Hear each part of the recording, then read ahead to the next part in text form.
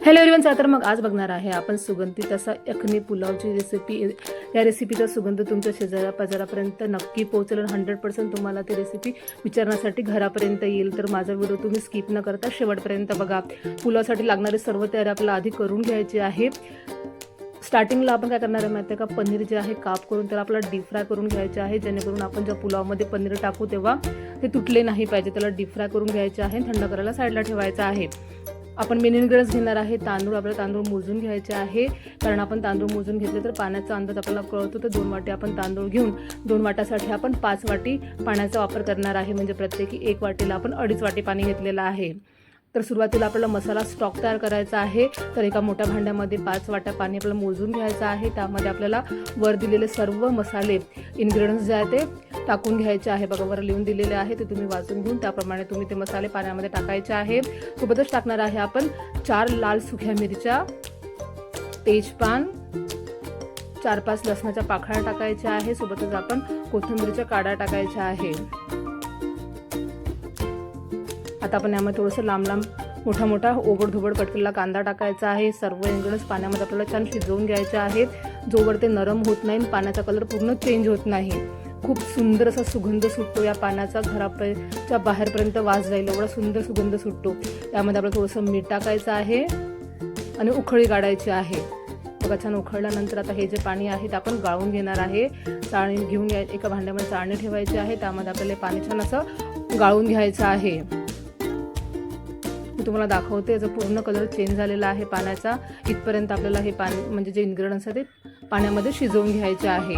आता झाकण ठेवून हे पाणी साईडला ठेवायचं आहे आपल्याला, म्हणजे आपलं पाणी थंड झालं नाही पाहिजे। इकडे आपण कुकर ठेवलेला आहे किंवा तुम्ही मोठं भांडं ठेवायचं आहे, त्यामध्ये तुम्हाला तेल आणि बटर टाकून छान गरम करून घ्यायचं आहे। व्यवस्थित गरम झालं की त्यामध्ये आपल्याला कांदा, जिरं, मोहरी छान टाकून शिजवून घ्यायची आहे। व्यवस्थित शिजला गेली की त्यामध्ये आपण आलं, लसूण आणि हिरव्या मिरचीची पेस्ट टाकणार आहे। तर माझ्या हिरव्या मिरच्या थोड्याशा 2-4 लाल पडल्या होत्या, त्यामुळे त्याचा असा कलर आलेला आहे, कलर थोडासा चेंज झालेला आहे। आता त्याला सर्व मिक्स करायचं आहे, याला छान शिजवून घ्यायचं आहे। हे सर्व इन्ग्रेडियंट्स व्यवस्थित शिजला गेले तर आपल्या पुलावला छान टेस्ट येते, त्यामुळे आपल्याला शिजवणं खूप गरजेचं आहे। शिजवण्यासाठी आपण थोडंसं घोडभर पाणी टाकणार आहे, तेल सुटोपर्यंत व्यवस्थित शिजवून घेणार आहे।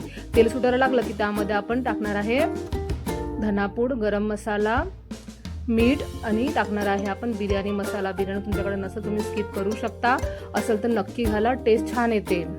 व्यवस्थित सर्व इन्ग्रेडियंट्स मिक्स करून घ्यायचे आहे। आता आपण यामध्ये टाकणार आहे व्हेजिटेबल्स। त्यामध्ये टाकलेलं आहे आपण फुलगोबी, शिमला मिर्च, मटर, गाजर, बटाटा टाकायचा आहे। सोबतच टाकणार आहे आपण टोमॅटो।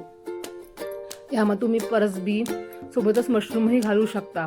हे सर्व इन्ग्रेडियंट छान मिक्स करून घ्यायचे आहे। आता आपल्या राईसला क्रीमी स्ट्रक्चर येण्यासाठी, टेस्ट क्रीमी येण्यासाठी आपण काय करणार आहे माहिती आहे का, दही घेणार आहे आणि त्याला छान फेटून ते दही आपण आपल्या व्हेजिटेबल्समध्ये टाकणार आहे। व्यवस्थित मिक्स करून घ्यायचं आहे।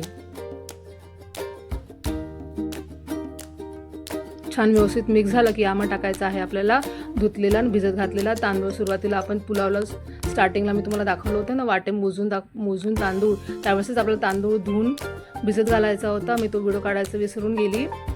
आता तो भिजलेला तांदूळ आपल्याला त्या व्हेजिटेबल्समध्ये टाकून घ्यायचा आहे आणि हलक्या हाताने आपल्याला मिक्स करायचा आहे, म्हणजे जेणेकरून आपला तांदूळ तुटला नाही पाहिजे। सर्व तांदूळ आपला पुलावमध्ये व्यवस्थित दिसला पाहिजे। तर हलक्या हाताने आपल्याला व्यवस्थित मिक्स करून घ्यायचा आहे आणि खूप असा मिक्स नाही करायचा आहे। सगळे इन्ग्रेडियंट्स पटापट मिक्स करून घ्यायचे आहे। त्यामध्ये आपल्याला तळलेलं पनीर टाकायचं आहे। परत ते हलक्या हाताने मिक्स करून त्यामध्ये आपल्याला आपण जे मसाला स्टॉक तयार केला होता आपण ते घालणार आहे। आता हे स्टॉकचं पाणी आपण मोजून घेतलेलं आहे, त्यामुळे मी पूर्ण स्टॉक त्यामध्ये टाकून घेणार आहे। आपला अंदाज चुकणार नाही, पुलाव मस्त मोकळा आणि दाणे एकदम व्यवस्थित टवटवीत आणि लांब दिसतील। हलक्या हाताने मिक्स करून पाणी व्यवस्थित मिक्स करून घ्यायचं आहे।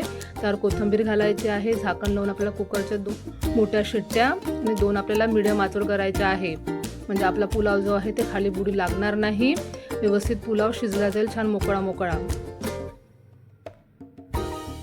झाकण लावून 2 मोठ्या गॅसवर शिट्ट्या करायच्या आहे आणि 2 आपल्याला स्लो गॅसवर शिट्ट्या करायच्या आहे। कुकर होईस्तोवर मी केली होती आंबट गोड चवीची कच्च्या कैरीची चटणी। ही रेसिपी मी दुसऱ्या व्हिडिओमध्ये केलेली आहे, सोबत केली असती तर आपला व्हिडिओ जो आहे ते लेंदी झाला असता। माझ्या चॅनलला बनवून राहत म्हणजे तुम्हाला या रेसिपीचा पण आस्वाद घेता येईल। तर आपल्या यखनी पुलाव बरोबर केली होती मी आंबट गोड चवीची कच्च्या कैरीची चटणी. मस्त गरमागरम पुलाव आपला रेडी झालेला आहे. बघा किती छान असा मोकळा मोकळा राईस तयार झालेला आहे, लांब लांब. आता यावर टाकायचा आहे आपल्याला कोथिंबीर आणि तळलेला कांदा आणि मस्तपैकी गरमागरम पुलाव आपल्याला सर्व करायचा आहे कच्च्या कैरीच्या चटणी बरोबर आणि पापड बरोबर. तुम्हाला माझी आजची रेसिपी नक्कीच आवडली असेल तर माझ्या व्हिडिओला लाईक करा, शेअर करा, कमेंट करा. नवीन असेल तर माझ्या चॅनल तुम्ही सबस्क्राईब करा आणि मला भरभरून सपोर्ट करा. भेटू नेक्स्ट व्हिडिओमध्ये अशाच नवीन सोप्या आणि हेल्दी रेसिपींसोबत. बाय बाय आणि टेक केअर.